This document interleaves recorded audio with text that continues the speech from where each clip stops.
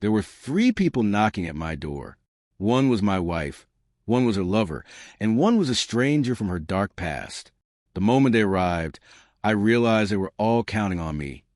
And at the same time, they were all enemies to each other. I met Tessa 6 years ago. I was a software engineer, and she was a fashion design student. The first time I saw her, she was in the corner of a tiny shop, hands trembling as she managed a register and sketched her dreams at the same time. I loved her. I believed in her. I paid off her debts, signed contract in her name, co-signed her mortgage, and invested $80,000 in her startup. I always dreamed of a future with her. But over the past year, something began to change. An invisible wall started to rise between us. She became more distant, quieter, more mysterious. Long hours in her studio. Messages she wouldn't let me read. New clothes she didn't explain. Business trips she took alone. One evening, as we sat at the dinner table with the TV murmuring in the background, she quietly set her fork down and said, "I've fallen in love with someone else." I didn't look up. I just said, "Good," and began clearing the table. But something in me untangled, because I already knew. I had seen messages on her phone where her lover called her my soulmate. I had even hired someone to follow her, a young photographer. And when Tessa left that night claiming she needed space, I opened my laptop and clicked on the folder labeled Plan B. I withdrew my name from a mortgage application.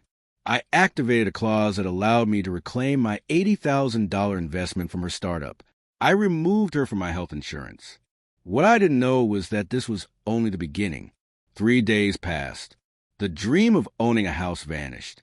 The bank canceled the mortgage. Her startup ran out of funding.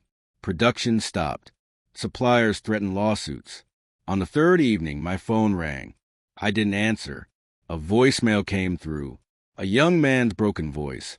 I'm the guy with Tessa. Please, can we talk?"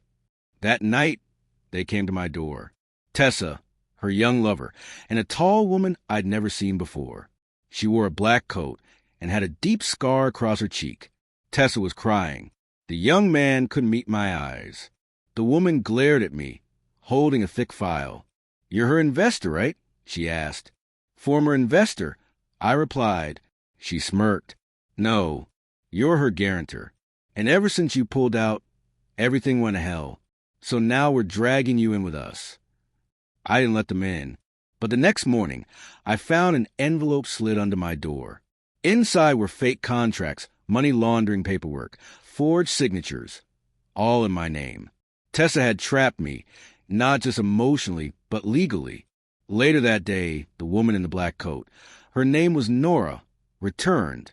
"If you want out," she said, "you'll cooperate, or you'll go down first, and then she will." Even the young lover looked horrified. "She did this to me too," he said. "I signed loan papers." She told me I was helping her dream. Tessa just sat on the floor, holding her knees, crying silently. For the first time, real anger rose in me. "What do you want?"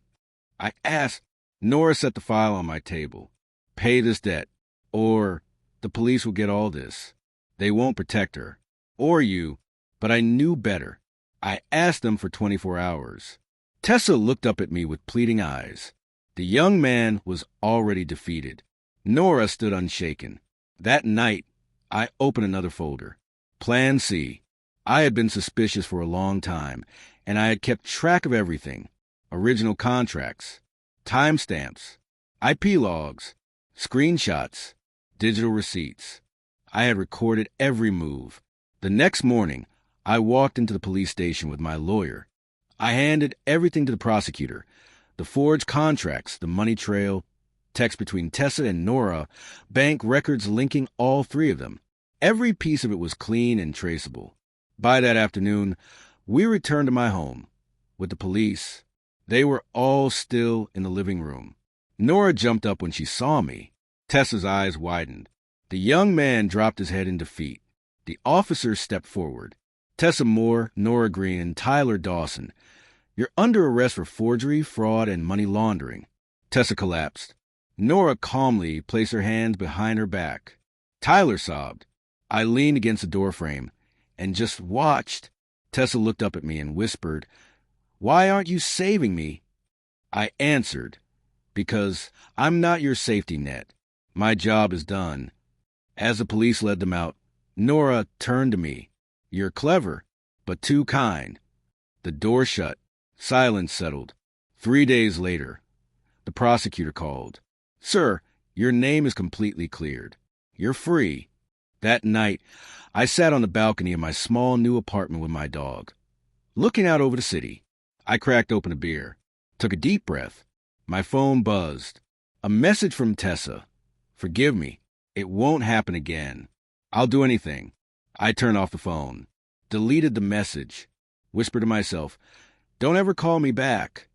Then I looked up at the stars, and for the first time in years, I felt at peace, because I had finally regained the most important thing of all, myself.